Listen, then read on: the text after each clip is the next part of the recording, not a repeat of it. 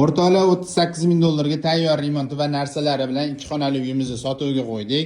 Uyga bitta obzorini ko'rsatadigan bo'lsam, eshikdan kirish qismimiz koridor bo'ladi. Hop, to'g'rimizda zal joylashgan ekan. Zalimiz kattagina, remontlari bor. Hop, yotoqxonamizga o'tamiz. Yotoqxonamizda polni mebellari bor. Kelin-kuyovlar uchun shunday kelib yashasanglar bo'ldi. Hop, keyingi joylarni ham ko'rsataman. Hop, общий sanuzelimiz bo'ladi. Общий sanuzelimizdan polni remont qilingan. Remontlari juda chiroyli. Hop, oshxonaga o'tamiz. Oshxonamizni balkonga ko'chirishgan.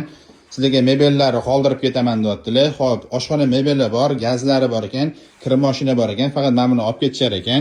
Hop, bu tarafimiz 2x6 balkon bo'ladi. Oynalar polni akfa qilingan.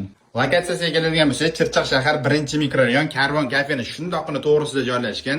Uyimiz haqida ma'lumot beradigan bo'lsak, uyimiz 4 etajli do'mi, 1-etajda o'rtada joylashgan, 56 kvadrat bo'ladi.